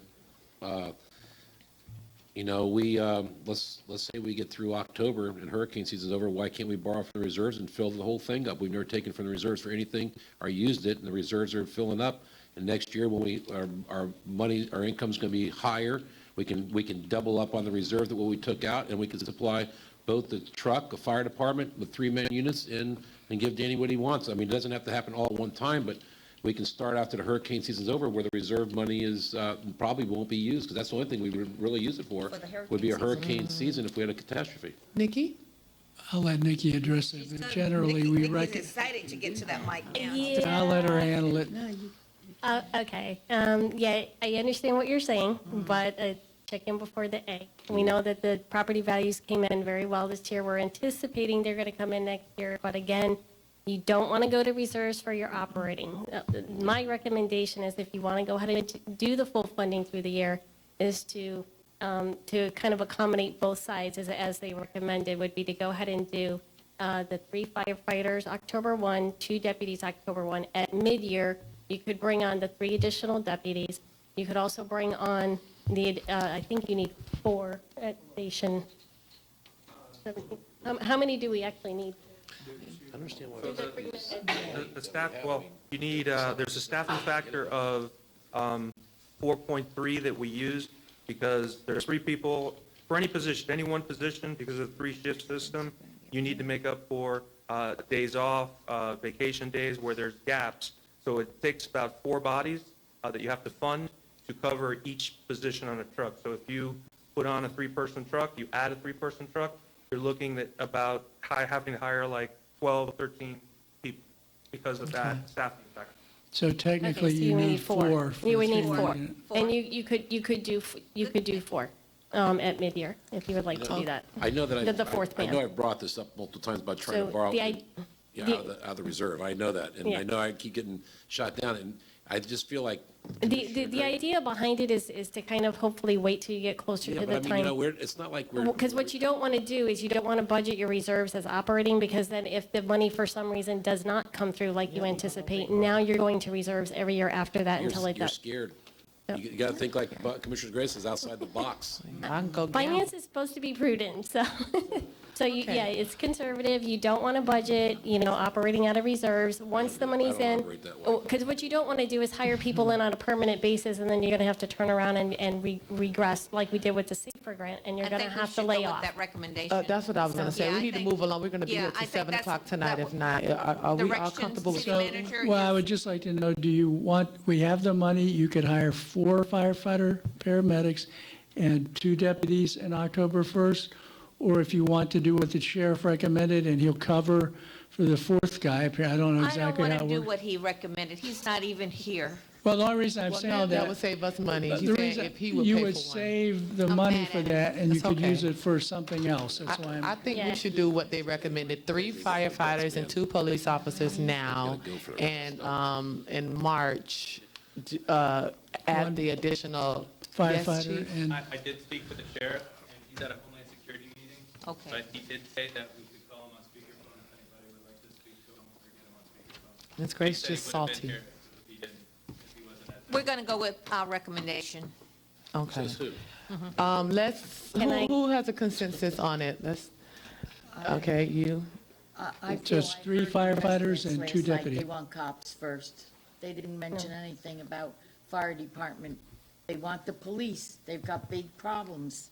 I like it reverse of what they want to do. Okay, what about you, You Vice basically Mayor? have 2 options before you. Okay, You what are our have- options? You can do 4 firefighters and 2 firefighter paramedics and 2 deputies October 1, and then fund the additional 3 deputies at mid-year. So you can do 4 and 2 right away, do 3 at mid-year, or you can do 3 and 3, and then fund your additional 2 deputies and 1 So firefighter. 4 will be the 4 police officers? No, 4, you can do 4 firefighters and 2 police officers, October 1, and then fund the balance in April of the 3 additional police. Okay. Your other option is what the sheriff recommended, which was Paramedic. 3 and 2, and then fund the difference at mid-year. Either way, you're going to fund the entire Right. pool at that point in time, come April 1st. but it's a matter of which one you want to fund completely first. The only reason why I say the three that they're recommending, 3 and versus 2. the 4, the 3 and 2 versus the 4 and 2, is because we might want to do other things within the budget, and that gives us a little room to play with. But you're not, Commissioner Brandon, I know what you're understanding. We're not, but none of these recommends more police officers. That's not one of the options that she gave us. So I want to make sure everyone understands the options that she's given us is 4 paramedics and 2 police officers versus 3 paramedics and 2 police officers. None of it is, so A and B, you still gonna have 2 police officers. Right. And then the other 3 in March, is that correct? That's correct. I got it. In April And 1st. Chief, get it. just, can I ask you a question? Just, March or April, Nikki? so, Rich? April 1st. so April Commissioner 1st. Brandon already knows, in terms of hiring deputies, it will take you a while to hire deputies anyway, We'd so. rather train them instead of training a bunch of them at one time here. We like to make sure that they're trained. Danny, I have to ask you a question. Is it true that the BSO has a shortage of deputies? Is that what's going on here? We're graduating, I don't even know the number. I think there's, Wait a minute. Yeah, I we have was an academy told graduation. this. There are, but we're hiring so many right now. So So they're all new rookies. there are, and then there's actually a waiting list got for a deputies to problem, come maybe. to the city of Dania. Okay, You have a There's big an problem. active transfer list. Yeah. But Okay, it will let- give us time to Okay. train. let's progress. Okay. Okay. Okay. I propose 3 and 2. Vice Mayor, what do you want? The firefighters and the police, the 4 and 2. 3 and 2, 4 and 2. Commissioner Brandon Marty. 3 and 2. 3 and 2, Commissioner Grace. 3 and 2? 3 and 2, Commissioner Savino. Doesn't matter. Okay. So the consensus says 3 and Okay. 2. Okay. Comfort? Everybody good? Okay. Okay. Ooh, got past that one. That's good. Well, for the workshop, you've really pretty much resolved our issues. You could make changes at your first public hearing and your second public hearing as well. But I think the finance director will need to identify how much money you've just freed up in the event there's something else you want to add come the first public hearing. Okay. Because my numbers are so good. The items that we're looking to fund, That's that short list that we gave yeah, you? the short How list up much here. was that total? If we do what you just recommended, We got the the money three, for the it. 3-2, you have the money for that, and you still have an additional $80,000 Do to it. work with Yeah, okay. for anything else that may. Okay. I have a question, or I have a concern. Now, I know when you went back to that slide that showed the name changes and the position changes and all, it was 2, it was 9,000 and 14,000. And something else. Now, why can't we switch, since we're switching that admin coordinator to office manager? I believe that we don't need the person that took over the admin coordinator and became an office manager. I think we only need an admin coordinator there. I don't know if we all looked through all of the departments and those things, but I did. And it doesn't make sense to have an office manager in a place that you're not managing an office. That's Because Public before Works. then, Public Works. no, I'm not well, that's Public Works. The other ones I'm talking about is Parks and Recreation. For a long time, we had a administrative coordinator. Right, The person from Public Works, who was an office manager, they switched. right. However, she didn't come over to be an administrative coordinator. She came over and took her title, which is an office manager. And then the person that went from administrative coordinator to office manager did not take the title of office manager, even though she was doing office manager work. And that's why they are doing this now. My question is, why do we need an office manager in Parks and Recreation when the history shows we've only had an administrative coordinator? So I don't know if anyone else. Going to defer to the city manager with that. Okay. The mayor and I happen to agree on the fact that that level of employee isn't needed right now in Parks and Recreation, but that's one thing we'd agreed we would look at during the class and pay study, among others, not just that one position, but others as well. and then make changes depending upon what came across in the. If we delete. Right, but we have an outlier right now. Why can't we take care of that right Just now? delete that position completely. Well, I- something I do want to point out too, just as a matter of course, just in a lot of, just even legal office manager, there's a presumption that an office manager, I think, supervises people. That's not necessarily the truth. What happens is an office manager manages the functions of the office. So while you're inclined to think that there would be subordinates to an office manager, it's not necessarily the case, but that's something that, No. HR decides when they do the job description. I understand that, but how long, I don't know if HR, she's not here. I want to know how long we've had an administrative coordinator in Parks and Recreation, and all of a sudden, this 1 year, we changed it to office manager that we needed. We didn't get a whole nother workload. We don't even have. No, that's true. We don't even have our Parks and Recreation sports programs aren't booming. We don't have full-time staff, and we put them as a office manager, and we only did that because they came from Public Works, and they already had an office manager position. We don't need that position there. I don't know how much money that would free up. I know it's not millions of dollars, a whole lot of money, but when you look at little things like this that we are doing over the city, there's a lot of money within how we're operating certain things. Commissioner Grace? Is that person still on staff, or is she no longer with No, us? the employee, Mark, do you want to address, she's still the office manager in Parks and Recreation. Okay, then. So we're trying to address that problem. I'm agreeing with the mayor on this one. That's why we get in a lot of trouble and get animosity with our workers, because we do stuff that is not savory, and to me, this shouldn't happen. That's just my feeling. Commissioner, go ahead. I don't know if Colin wants to, but the labor attorney, that was another thing that he had suggested. And maybe you can, Not running this city, though. no, but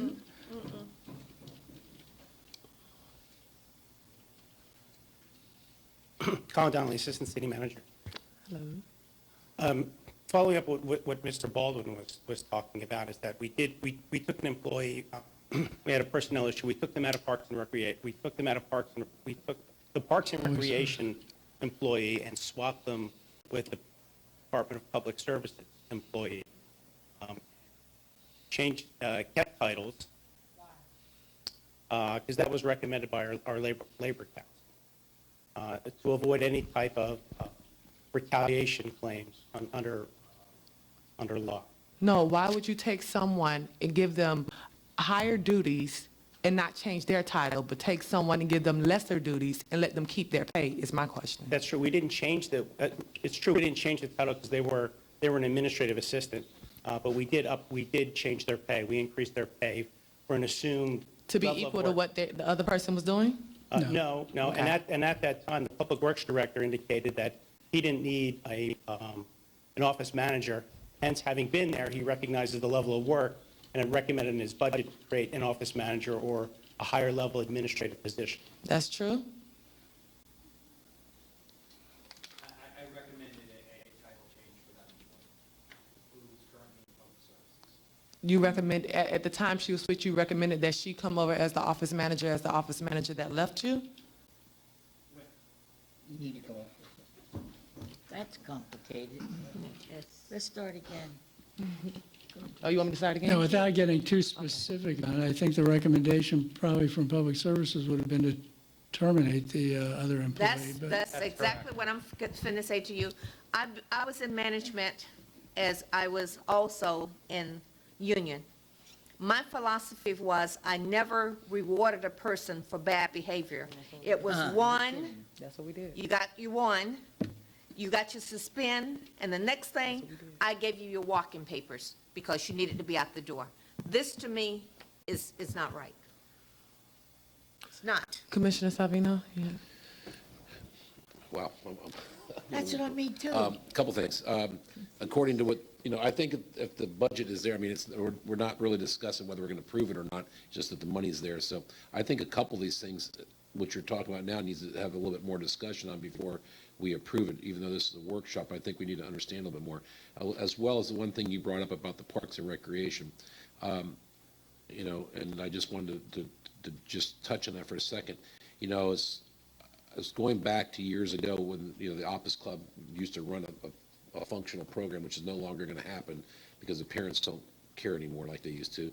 I would like to, maybe with Mayor, since I know you're into sports a lot, to maybe try to figure out our whole recreation department right from the top, from management down to, and find out what those posts would do and what those people would do, and especially if they're going to take 3 part-timers and put them to full-timers, and then find, there's a $96,000 budget that they put in there for an athletic. I don't even know if it needs to be that much, but I just think we need to think about our whole program for the 3 major parts we that's have. fine. I agree with you, and I agree also that, if you're talking about someone that's gonna end up managing an office of Parks and Recreation that came from public service, they're passionate, they weren't even in Parks and Recreation to begin with. Right. So what I'm saying is, if you were going to reward this bad behavior and save face so we didn't face litigation and in court and all those other things, I just don't understand now. There isn't a need for an office manager. An administrative coordinator would be suffice, because our Parks and Recreation, like you said, we don't even have that system right now for anyone to manage on that scale. We've never had an office manager from what I've known in that position. It's always been an administrative coordinator, and we are saving face to a person that was being reprimanded and did not want to fire this person, and now we gave them less duties and the same amount of money and that's just 4 days a week. Yeah, I guess Parks and Rec don't work on Monday. Mayor, I you're don't know about that. suggesting that the office manager position be downgraded to administrative coordinator? Exactly. For Parks and Recreation, absolutely. Parks and Recreation? Yes, That can be changed at a different time once we discuss yes, the whole positions. absolutely. Right?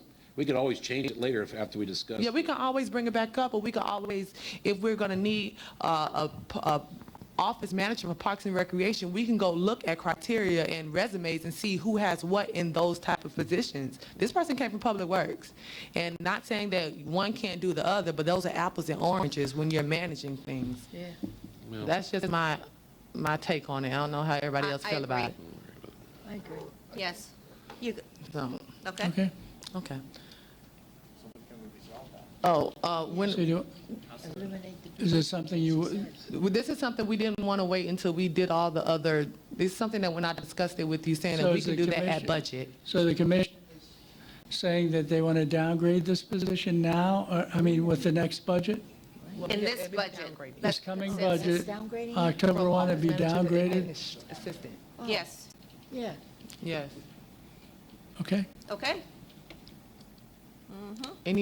Any other issues or outliers that you guys have seen? Good budget. Recommendation is keep the millage rate where it is. We are able to fund everything. I think that this is going to be a good working year for us. Next year is going to be an even better year, and the year after is like gravy on the rice. Commissioner, can I say one thing? I just want to clarify. This isn't a performance issue. You're talking about, you do not feel that that currently Parks and Recreation needs that level of position to have an office manager. That's correct. And that right now, an administrative coordinator would suffice in the Parks and Recreation Department. That's correct. But it's unrelated to performance. No, I don't know Correct. how her performance No, is. Okay. correct. Thank you. What's the union? Hold on, wait, we have people in line. Commissioner Savino? No, that was from before me. Oh, okay, Vice Mayor? This just came up because it happened on the way over here. I noticed that some of the construction fence at the Morrison Hotel was coming down today, and they're regrading the front entrance. And then right adjacent to the front entrance is a really, really, really bad, raggedy-ass bus stop, if I can say raggedy-ass, if that's not Oh, you appropriate. said it I guess already. you Said can. it. And I saw Lewis and Curtis, a couple of your guys, on the way over here, and they say, they call me Mr. Bill. Mr. Bill, you wouldn't believe what the stuff that we have to pick up, raggedy-ass stuff that we have to pick up that's behind that bus stop. And I'm saying we have this brand-new $75 million hotel looking right at this RA bus stop. So how soon, with the bus stops that we looked at, can we get a new bus stop out there? Because according to their website, the hotel is supposed to open December the 1st. And I went online, because it's part of a corporation, to try to make a reservation, I mean, just to see if it was indeed going to open, but they're not taking any reservations currently, but they have a December 1st opening date. So how soon can we get a replacement bus stop out there to make it look, appealing? And then there's a what do you call it, a phone booth there with no phone in it. They still have phone booths? Well, there's no phone in it, but, I mean, just because that hotel is going to be looking right at that. That's not the only one. If you're going to add to that one, we have some that's on Northwest First Street that has holes in the back parts of them. A lot of our bus stops, I know we had an update a long time I don't need the ago. wooden ones, I need the steel ones, so they can't. Done a long time ago. I'm just saying because Yeah. here we are, August 23rd, and with the December 1st Yeah. opening date, we should be able to get that done, I think. Can Yes. we, Colin? Colin Dania, city manager. I know I spoke with Vice Mayor Harris about bus stops before he was an elected official, and he'll recall a bus stop on his side of Federal Highway, which took close to 6 months to get replacement parts from Broward County. I'm going to say, the thing about the bus stop you're probably complaining about from the one that was across the way is that Broward County bought those bus stops with a federal grant a number of years ago, and I believe Mark LaFerriere and Brad came to speak with Broward County about the different types of bus stops, and we were told that if you take that bus stop out, you're going to have to pay for it because it was paid for under federal funds. But I know that Mr. Kane has been looking at those bus stops and with his staff, and he can talk a little bit about this, about just, getting the replacement parts for that bus stop, taking care of what's broken. We have an agreement with the county that says they'll come out and inspect it. If they deem it necessary, they'll replace it, or we'll have to do it. The problem is that they have a contract with the supplier of these parts. They also have a contract with the person who's supposed to put the parts in. It's very convoluted with these special federally funded bus stops. And just on the other ones that we're putting in, the other bus stops on Northwest First, we couldn't piggyback on any current contracts, so we're going to put those out to bid. We're getting those bid specs ready to go out to bid. So I think Mr. Kane can get the replacement parts to make it look clean and neat. So, wait, okay, I just to clarify, we have no jurisdiction over the bus stops that's in our area. If they break down, we were going to have to wait at least 6 months to get them fixed. No, I'm not saying that. We have jurisdiction over the bus stops that we put in. The bus stops that on Federal Highway, there's like 3 or 4 of them that were purchased a number of years ago with a federal grant. We have an Okay, so interlocal just the agreement ones on with Broward Federal County Highway. that are tied up with a lot of red tape and getting the work done. So the one on Northwest First Street, we can We get put those those. in. Those bus benches, we can call the bus bench. Oh, well, we should have supplier. been there that a year ago. That's what I said, a long time ago, it should have been done. So Okay. I know Mr. Kane has done, he can speak to, but I know he's just done an exhaustive look at and surveyed our bus stop. So your bus stop won't have to wait, because it's federal, but ours No, don't. they're going to clean it up. He said they can clean it up. I was just- I could talk better about it. There's 26 of the approximately 52 locations we have throughout the city that I am aware of that we actually have an agreement with Broward County for. And the agreement is basically this: any type of normal maintenance, basic things that need to be done to those locations, it is absolutely our responsibility. If a catastrophic event happened at one of these locations, the county would then have to deem it as such, and then make the determination through their process if they would, replace it with their funds and have them do it. That would be the only occurrence where the county would actually get involved in replacement of any of those locations. There are also, and I said, those are only for 26 different locations throughout the city. And there are another 26 that we actually maintain as well, where there's just maybe a can or a bench, smaller ones. But we maintain those as well. So there's about 52, as I said, throughout the entire city.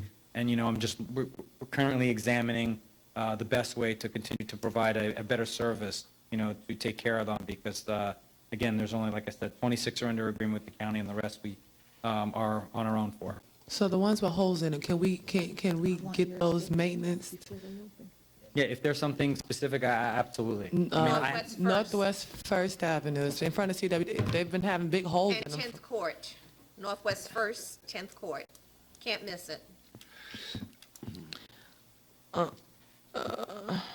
Okay. Commissioners, Brandon Marty? Yeah, add to that priority, if that's what those are, the one that Vice Mayor's talking about. Yeah. I mean, how disgusting that these people are going to come into the city, build these beautiful projects, and then have that mess as a view? Please put the Vice Mayors into a priority list. Yes. In fact, you ought to make a priority list. Well, that's what we're doing right now. We're Yeah, just that would be evaluating great, all of them. Brad. Yeah. Vice Mayor? I mean, this is to Mark LaFeria also. Best case scenario with the bus stop and the engineering and the drawings that we saw, how soon could we get a new one out there with the new design? More than 8 months? Oh, that's Brad, he said. It's one of the new ones that they picked. Even if we have to build it ourselves, because, you know, like Chicky just said, it's, you know, it's a $75 million building looking at a $25 bus stop. How quickly can we get another one out there? Let our maintenance man build one for them. Well, then. you know, Fred, is- Just a shade structure of some kind that's attractive. Take it down. Put a little landscaping around, make it look pretty. Come on. We can Okay. do it. I will, you know, Fred Bletcher is working with us on the actual documents to go out to bid for the 8 new ones, but we'll look at, you know, these ones as well. And I just have to, you know, again, I'm still working with the county on some nuances about this, because, like I said, only 26 of them are on this actual list, but there are 52 located throughout the city. But can you report back to us before that hotel opens? Yeah, absolutely. That's all I would like Absolutely. is to know that we're not going to Absolutely. be told to go there for a grand opening and then be embarrassed. We will do everything we can Yeah. to make sure that that location is in prime time shape before it's open. may I ask a question to Commissioner Salvino? No, he on the phone. I thought that's illegal. No, but report back to us. I wouldn't go there for a Absolutely. grand opening if I had to look at that. I just wanted to, on the response time information that you asked for, was there anything else you needed on that, or is that? Me and what? On the response time, Dania compared to Hollywood? Yeah, I addressed that earlier. No, did you need more Anything information on No, that? I or mean, the anything? thing, the bottom line on that is that, I mean, obviously, our budget's gonna go the way it's gonna go about hiring who we're hiring. I don't agree with some of it, that's not the majority of the commission, so we gotta go with that. The other thing is, I think you should just be a little bit more, not that it's gonna be good, but I think you should put Hollywood on notice that, you know, I think they're making a bad decision. And believe me, I've worked hard on this, so has the sheriff's office. But I'll I would also, like to see our commissioners address them on an email to the city manager and to the city fire chief out there, and let them know, you know, that, you know. I'll also send them this data and show them what we came up with. Do what, Bob? I'll send them this data showing that Well, you might- they were well, actually, You should make a little note up with that as well. From the commission, I like- Dania Beach City Commission. I like what he said. We'll all sign the letter that he's proposed, and I think it's a Okay. great idea. And I think it should go to them and maybe even to the city, Manager. the city commission as well. Because most of those people in the city commission, every time we go to an event, they're either sitting with us or, you know. Okay. We do things with them, and I talk to them and they listen. I don't know. so we'll prepare from this commission to theirs. There's a possibility when it comes up that he may get denied because one of the commissioners didn't like the fact that we were going away from automatic aid. And Okay. they have to get approval from the commission, right? Sure, yes. So that's another thing. You guys call the Hollywood commissioners and talk to them. You all know them all. Who else should we send the letter Just ask them to? to table it for a little while. Send it to Josh Levy. Commissioner, who else should we send that letter Peter to? Fernandez. He just said the commission. Yeah, the commission and the mayor, Josh Levy and the commission. Pete Okay. Hernandez, Tracy Clary. Okay. Okay. Let me switch. So, thank you, Brad. Let me switch gears for a second, since we're dealing with things. I wrote a lot of stuff down. That's like the way you blow this up. Excuse me? I'm messing with you. Go ahead there. Speaking of the lobbyist and the grant writer do we have the funding to do such a thing, and how much would it cost us? And the grant writer, I think that it should be on a as-needed basis, not a full-time employee or a consultant basis or something like that. I don't really know the technicalities. And I of how don't know that the works. terms of the grant writer, or whether you all have somebody in mind, or you want us to do an I don't have anyone in RFP, or mind. what about for the lobbyists? Is there somebody in The particular same one you that's been want? working with us for 7 years that knows this city intimately. I only say this because I know that as the financial year closes, everyone doesn't give their grants out at the beginning of the year. Some people wait and see what funds they have at the end of the year. I just know there's a lot of opportunities, and the more time we wait, the longer we miss out on a lot of opportunities, and we don't even apply for the grants. We can be trying to apply for infrastructure to get these railroad crossings, bus benches, things like that, or even programs for our kids, but we don't apply for anything. We don't have anyone to really write the grants. I know we have Dan and the CRA to kind of write the We've grants. used the sheriff's office. Well, no, we've done But- about 30 million. Josh, grants. Josh doesn't Yeah, write but- grants, does yeah, he? but No, he that's why I finds said them. you Okay. need We need somebody. the federal lobbyist and a grant How much consultant. do you know how much the federal lobbyist grant? Well, his contract on the last one, I think it was $40,000 that it said on the CRA. So in terms of the money, That's Nikki, not a grant that's, writer, though. No, That's- he's the lobbyist. He's the one that tells you everything that's going in the deadlines. Now, what he will do is review the grant once it's written, because he knows what the language is, but he doesn't know. and he lobbies for the grant. And he gets get the grant. support letters. Right, none of from the lobbyists are going to be grant writers. That's Okay. why I said we need a grant consultant to go with it. It doesn't make sense to do one without the other. So because if maybe you're gonna some have- money to put in contingency for, or manager Well, Mr. contingency to hire Well, on a Oh, per he needs one basis. grant for per 100,000 grant Space basis. Force. yeah, good one. So how much money do Why we you, need Josh. 50,000 we need plus? We need Josh. I mean, yeah, it depends on how much you want to spend on the consulting. If you're going to do it on a part-time basis, it's definitely going to be a consulting contract. So, whether you're going to do it on a per event basis, or if you want to put somebody on retainer, we're just going to have Well, to the kind of get lobbyist an is on a estimate. retainer, so I mean, it's the lobbyist, 50,000. if that's going to be 40 or 50, you would want to put that in your consulting services, which Okay, we that's can, fine. we can do. And that way he then- can work for the CRA and the city, because, just working for the CRA, you kind of bind their hands and you're only looking at this concentrated part. But our city runs from 441 all the way to the beach, from 84 all the way to Sheridan Street. Absolutely. And so we need to be able to cover all of the city and our concerns versus just having a concentrated part of our city.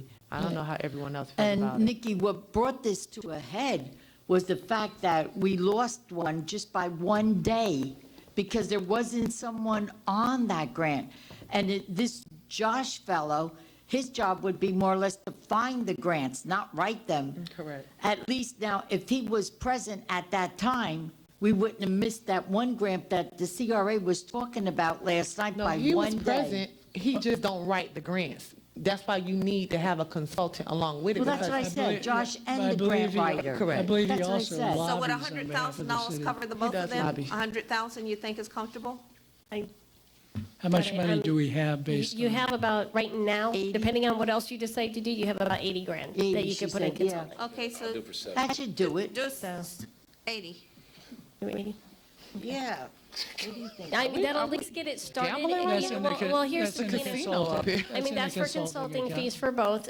Once you actually negotiate a contract, with the lobbyist and a grant writer, you can kind of, if you need more funding, then we would have to come back and you would take that out of contingency. Okay, I have So we can set it aside right from the beginning, and then you can go to commission contingency if you need more. Okay, Vice Mayor? Interesting enough, I met with Josh, I think last Thursday, in Orlando, and talked to him at length. And he's been sending me emails, and just for grant opportunities. One was for Fish and Wildlife, and we've never done anything like that before. One was for school lunches. I asked him when he would be able to come down to South Florida and meet with us as a group at a workshop. So I think we'll go ahead and try to schedule that, if that's okay with him. Most of the grants we do are public safety, and we've done marine grants and that type. But I think, how much have we gotten in grants? Wasn't it 30 Oh, million? yeah, roughly 30 what? million. Yeah, we need them. Just saying. But, I mean, we'll try to I'll get some information from him and then give it to the commission. or I think to you should the- write a grant for everything that comes up. Yeah. That's how, that's exactly how We I have a feel. grant advisory board. What exactly do they do? Nothing. Okay. Then I'll call Josh and get him down here. Why you're, Do we pay his expenses when he comes down here? As you a better lobbyist? take it out that money he I'm getting. sorry, that's been the CRA, I have not. Okay, No. okay. No, it's not anymore. He's not in the CRA anymore He gonna be on It's the, funded in the until CRA. October. Right. Okay, okay. We'll get him down here before his contract ends and then see what he needs Yes. for a new contract. Deal? yes. All in favor? If you'll come, if you'll Aye. come, yeah. Aye. Aye. Since you're here, Nikki, Yeah. you're up next. Finance. Is it a way that we can do payroll, collections, and billing in-house so that we can reduce the outsourcing and the fees that I can be more specific, because payroll is done in-house. the entire payroll? Yes. Is done in-house? Absolutely. And what about the billing? The billing is done in-house as well. The only thing that we outsource for billing is the actual printing of the bill. All the billing is Why? done in-house. Why? Because it's just more cost-effective as far as mailing and that sort of thing. We get bulk mailing, we get pre-sort classifications and stuff. What we do is we actually do all the meter reading in-house. The actual city finance staff actually reviews all of the billing prior to generating the file, which is just an export file that we Okay. send to a company, and they print it and mail it for us. But the actual accumulation of the data, reviewing the data, making sure we, go out and double check for high consumption, low consumption, faulty meters, that sort of thing is all done in-house. And we do all the bill calculation, and we just send them the print. What about collections? Collections are also done in-house. Didn't we- With collections, as far as utility billing, that's really kind of set by code. We have provisions in the city code that tells us when we can actually bill. We send all the delinquent notices in-house. Those are done by our staff. It was something that came up at a commission meeting, Mm-hmm. if I'm not mistaken. Oh, that was the collection agency, but we were told that we did not want to pursue collection on EMS, which is where our big money is actually lying. As far as collection with utilities, we do that in-house, that we send delinquent notices each month, and we do penalize them and charge delinquent fees as well with the utilities. And we also have the avenue of being able to actually disconnect services when they don't pay, obviously, on time. That prompts them to come in and actually pay. So that is provided for in our code. Commissioner Salvino? You're right, Mayor. We had a discussion on the collection agency, and the presentation was brought up to the commission. And there's some of the distraction on that was, or dissatisfaction on that was that they were afraid to go after people that can't afford certain things and so on. I think that maybe we should have a revisit that again and maybe take it in a something simple. We don't have to go after everything that's out there, but I still don't understand that if, we don't pay our bills, I don't know why we should give it away for free. I think if we can work out a system where we can be somewhat, understanding that some of the people are there, maybe work with the company, but we can start off on a simple thing, maybe just the water billing. We don't have to go after everything. Then you run into the problem of whose discretion is it versus Well, who you're you're right. going after and who Okay, you're well, not either going you do, you after. collect the money that's owed, or you don't. I mean, as a taxpayer in this town, I would say that if we don't collect the monies that are owed, and those people are out there, that eventually, the rest of the residents would come up there and have to pay for it, would be spread out over it. Is that true, Nikki? And then it would- Absolutely. When it comes to your utilities, we can take it so far. We can send delinquent notices. But what's happening is you have a lot of tenant properties that basically, a lot of tenants move out and they do not pay the final bill. We do collect a deposit, we apply it to the final bill, but there's typically a residual balance. Now, we do notify them of that balance, but at a certain point when they don't pay, what is required to keep continuing to collect would be something which a collection agency would do, which would that's be, to the which landlord, is is skip, that which is right? skip tracing. Because that. If skip tracing is a very, they have access to databases we don't. They can access Okay. driver's license databases. They can access social security and credit information, which we do not have the authority to do. So that would be where a contract company would come in after we've exhausted our efforts in order to do that. Now, if we choose not to do that, the delinquent amount is going to keep accumulating, which means that we're not paying for our basic services, our basic overhead costs and things like that. And the effect of that is your rate structure. So the city's going to have to continue to collect what it needs to provide the water utility service to the residents. And so in order to do that, you're going to have to, revisit your rate structures on occasion to see whether or not you need to increase them. Now, obviously, we haven't increased them since 2011, but as I mentioned during the budget workshop on July 25th, we are going to do a rate study this year to see where we are. That requires a lot of input from public services to kind of see what we're going to be doing with our infrastructure and our capital improvements over the next 5 to 10 years, and that will kind of guide where those rate structures should be.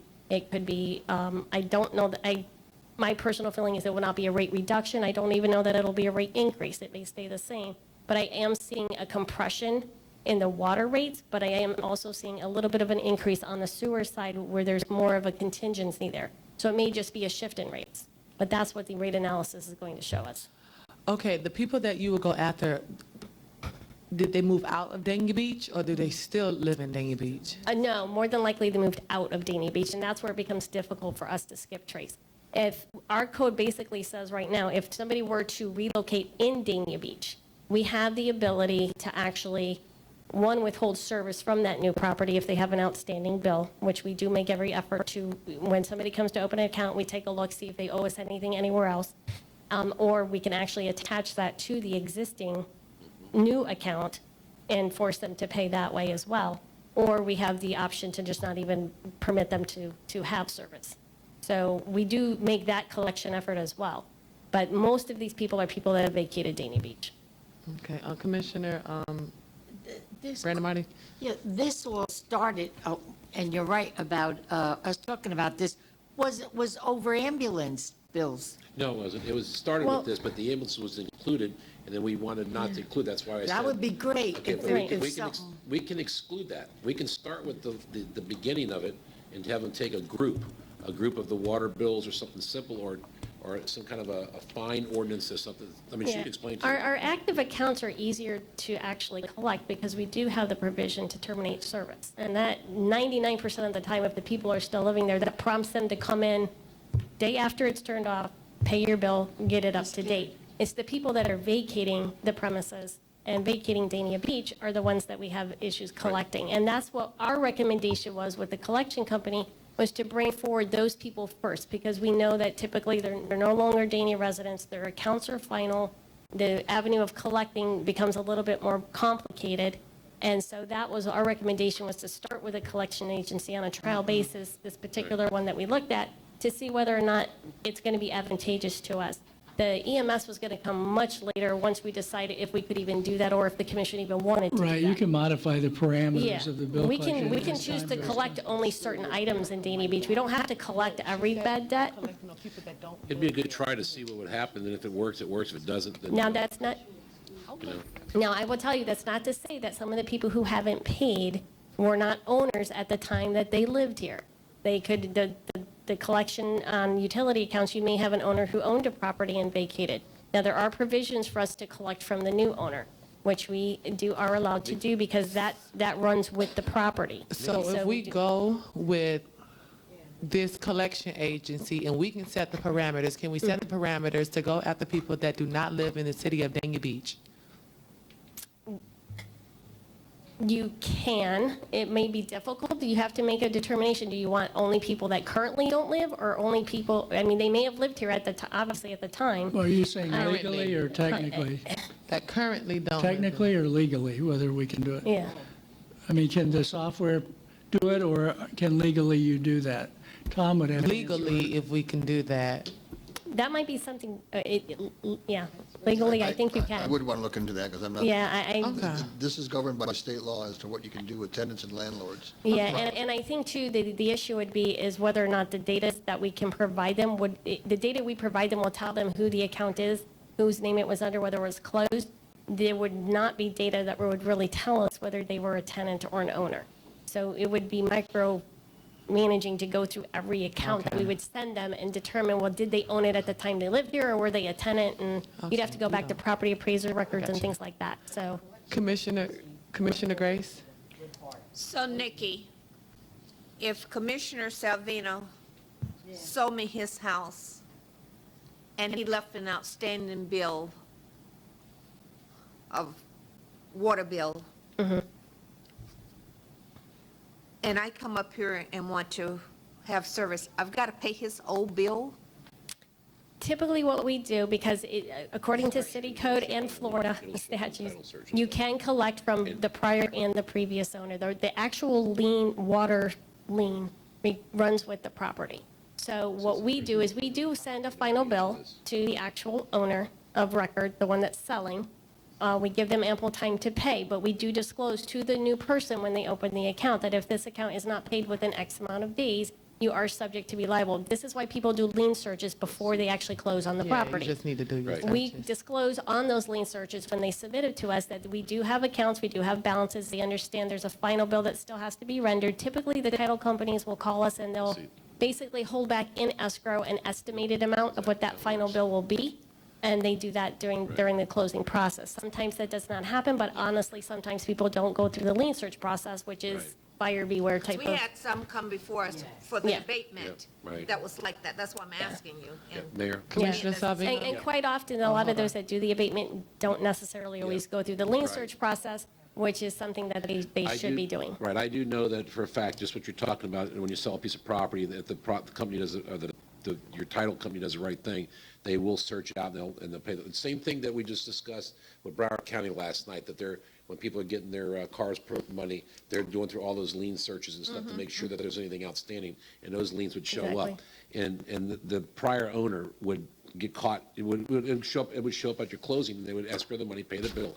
If they got by that, then, the next owner would happen, but I'd be upset with your title company. But the thing is that, the people that, as a landlord, what happens too is I'll get a tenant that comes in there and they'll rent, and they'll put the $150 deposit down, or whatever it is, and they run the water bill, and they get behind. One thing that the water department doesn't do is they don't cut it off quick enough, and that bill's up there. The next thing you know, or let's say, for instance, they end up letting their toilet run, they get a $600 bill, and then then all of a sudden they just break their lease, they run, you're not gonna chase them. Next thing you get a $600 bill. Guess who's stuck for that? I am. No, Okay? actually, that's, if the water bill is in the tenant's name, the owner But is you're not not held going to turn responsible. you're not going to turn the next tenant comes in, who's going to pay the bill before you turn that on there? That's the problem. They don't. No. That's the problem. The tenant has vacated and they have not paid the bill. Those are the ones we want to collect. Okay. If you have a tenant and the account is in the tenant's name and they vacate the property, the owner cannot be held liable because we did not provide the service to the Geez, I owner. thought that's changed. I thought there's only like Florida Car and Light. Right, no. The owner, sometimes We you'll can have, discuss this if you more have, later. if you have I a mean, duplex this and. doesn't and seem one like If a all new that's gonna be tenant comes resolved in, today. we put it in the tenant's name. We cannot hold a new I tenant know, that's liable what we're gonna either. get us back on. Okay, So, we're okay. gonna switch lanes. City events, I didn't see in our budget what city events we were doing. I didn't see light the night, the tree lighting. I didn't see, That is in the budget this year. as where, well. I didn't see, well, Well, we where have. is it? I wanna It's in see the recreation everything. department. The where? It's all funded. Yeah, it's all funded. I wanna see Those what's are all in annual, here. those are things that have become annual events. Everything is all funded. Yeah, so those we don't itemize. what as about the new- MLK? That is in there as well for 15,000. And that's a problem for me. Where is it? That's in the recreation budget as well, I believe. Let me double check. 73, I'm going on to 73.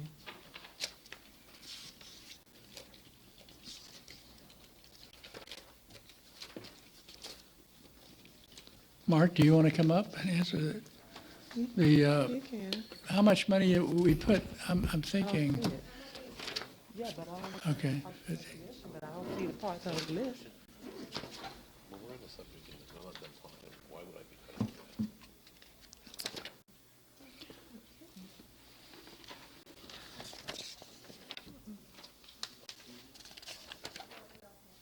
Yeah, I don't see it in there.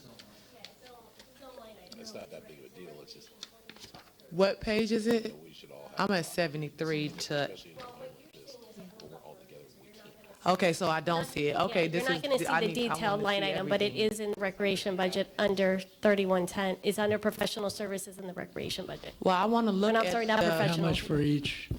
I want to look at what we're giving to these different events. I don't even know all the events now. I mean, because we don't have a We'll listing. get your list. Well, I need the list before we approve this budget because I went to the Martin Luther can compile a King. list for you of the different organizations. Most of them are incorporated within the recreation budget and within the city commission budget. So what we'll Mm-hmm. Okay. do is compile a comprehensive list of what we've budgeted, and I can get that out to you probably tomorrow or by Friday. And you have time at 2 public hearings, you could change it at the first. Yeah, absolutely. Okay, I just say this, and I'm going to bring this up. I went to the last MLK celebration, and the amount of money that we're giving compared to what I attended on that Saturday at Parks and Recreation, I feel like if we're going to put $15,000 in it, we need to be the ones throwing the event, because I know we could have made that event bigger and better, and I throw events, you understand? We have stage right events that throw events that through our, Dania Beach party. And I just think that it needs to reflect what we are doing and where we are trying to go. I don't know what else. Even I went to the League of Cities, and for the holiday tree lighting, I saw a vendor there, maybe Commissioner Salvino saw as well, that did holiday decorations, and they had beautiful trees and all this. I just don't know what's in the budget for it. I didn't see anything, and I don't know what's in the budget that we are not seeing versus what's in there. So those are the only two things I know off the top of my head. I know we I'd be have. glad to get you a list of, everything from the Dania Bears to, all the seniors, all the events Okay. that we typically do. That way you can have a comprehensive list. Keep in mind that this is budgeted money. It doesn't mean that when it comes time to actually donate or whatever, you can make that decision later if you want to budget the 15 but you decide that you want to do something in-house versus actually contributing the money to the MLK Foundation, you can make that decision and just leave it in the budget as well. Okay, But I'll Commissioner- get you a list. Commissioner Grace? As long as it's brought up. This has been a problem for me for the last 6 years, that the Bears program has not been run properly. They were supposed to have a football game on Saturday, and because all of their paperwork was not together, who was penalized? The children that are participating in that program. I think it was I think it was last. last Saturday. I asked the city manager if it's possible that we can have staff and Parks and Recreation take over that program, since we're hiring an additional 3 full-time employees. I know it's under Parks and Recreation budget. I just think that it reflects Dania Beach because we lost half of our players, half of our coaches, half of our cheerleaders to the Northeast Pels program in Hollywood, where they won all of their games this week. Now, Well, I know that's going to come under your, What? what you call the person? The athletic Athletic director. okay, but that's in the budget. That's in the Yes. budget. That $5,000 is in that budget. So the other thing is, the MLK said, and I quote, that they raised a lot of money last year. We gave them $15,000 and they raised money. So I'm thinking that that's a good thing that they raised money. Then we need to reduce that budget to half, 7,500, and let them be the sponsorships of raising the other 7,500 so they'll get to their 15,000. Well, I think if we run that one day out of Parks and Recreation Mm-hmm. ourselves, we don't have to give them that amount of money because they won't have to worry about the vendors and all these other things at the park. Let me tell you this, not to be very critical, because Commissioner Brandon Marty can tell you, Dania Activity Committee ran the MLK for 18 years with no funding from the city of Dania Beach. Everything was sponsorship. And every table was filled because we got the sponsorship and we gave the tickets to the residents of the city of Dania Beach to come to that fund. Am I correct? 100%. Okay, so it just doesn't set well with me, and it doesn't set well with me when we have a function and the commission itself, especially on the MLK Day, becomes your car is not going to be in the middle, it's not going to be in the front. I wasn't invited. We are the sponsors of the $15,000. You put my car in the back of the parade. You think that, you're going to treat me like this, and it's not professional. We never, First of all, the grand marshal was first, the elected officials were behind it, our police and firemen were behind them, and then everything else flowed behind it. That's the way you do it. Even when Hollywood invited me to be their grand marshal, they didn't treat me like that, but I got treated like that in the city of Dania Beach, which I represent. I didn't like it, and I still don't like it. Okay, Huh? You said? is it okay? So are you asking, is the commission directing us to cut it to 7,500? Don't ask me, because I'll cut it to $0. I Vice say Mayor? 75. And let them raise Go the ahead. rest of the money. Vice Mayor? You all know, I mean, most of us up here know Emmanuel George, who's on the Creative Arts Council. Yes. He's putting together I that- like him. that film project, and I've been working with him, and I, through Beam Fur and Tim Ryan, got him in front of Earl Bosworth, who's the director of the Broward Cultural Society, and we were thinking about perhaps having that, he'll have that film done by then and incorporating an outdoor event, maybe on the side of the garage or in the showroom at the casino or in Hollywood Arts Park, to have that event, a family event showing it's Black and Broward, it's the history of Dania and Liberia, to have that incorporated into events during MLK weekend and also into Black History Month. So could some of that, some of those fees maybe for an outdoor projector or something be paid for like out of that fund for what a I'm special saying. event? If we're in charge of it, you We can could you do can it, because, I mean, we as event planners have the resources to, get popcorn machines and food trucks over and, 15,000, let you run it. and, because I think, from what we were talking about, and do you know Earl Bosworth with the Broward Film Society? I mean, he came to our office and he was just like, boom, boom, boom, we can do this and this and this at ArtServe, we can do Hollywood Arts Park, we can do this and this. So I'm thinking like, okay, let's do it. Because I don't know if you've seen the trailer for it, but I did. it's pretty amazing I'm in it. what he's done, and, Yeah, you can allocate the funding that we have for that Okay. any way you see fit. If you want to do Okay. zero We funding, can do talk half about and that half. later. That, Yeah. Commissioner Salvino? Yes, thank you, Mayor. I think that we should leave it the way it is until you're again, you want to only temporarily to see what happens here, if that's the case, and of course, it's up to the commission. The reason for that is that, Mary, you're saying that we can do this, and then, then we can do the arts and seafood, and we can, we're I starting. didn't say we can do the arts and seafood. I'm talking about other parts of the commission. When I say we, I talk about us, ma'am, as a unit. We're a team up here. I understand that, but didn't we give that to the chamber, the arts and seafood? I didn't know when. We haven't given it to anybody yet. That's what I thought last night when all that commotion was here about the CRA, and they were saying, oh, who here wants to, be on the committee? I Little thought that it hope, was Bobby, going to be little hope. between the chamber and she was going to The Lions Club.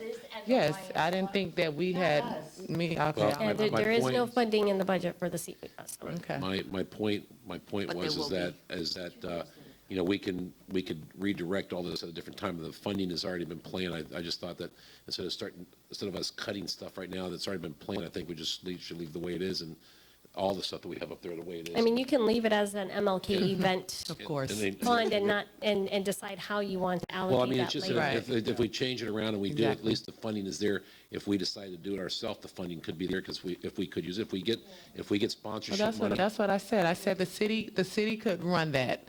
Hakeem, do you think you could plan a great MLK Day over at CW Thomas Park with $15,000? Isn't that a question for the city manager, though? No, that's the question that I'm Hakeem's on- asking Hakeem. He's on the spot now, but I'm sure we could do it for 50. I'm asking, is he confident that he can do it? I'm not saying that I'm giving him that task, but are you confident you could do that? It's not his, Well, I'm asking Hakeem. I know, but you were supposed to. Well, do it I'm later, asking Mayor. You're supposed to- Hakeem. You're putting the man. Well, excuse I me, give him I'm asking permission to answer. Hakeem. I give you permission to answer. Bitter Bob. Well, I mean, you don't. Yes. Okay, I'll let you finish having your little temper tantrum. I'm not having a temperature tantrum. You are. Yes, he can do it. Okay, without thank help. you. Yes. I can't lose him. I must have him with my seniors. He knows that. Well, no, this is, You two guys, you know what your job is. okay. All right, any other issues with this budget that anybody wants to bring up? Good budget. I'm glad that we'll be able to fund everything. I Me think. too. City manager, really good. Vote of confidence again from this person. We have money, that's the main thing. Where is the, That's it? Okay, that's it? Meeting adjourned.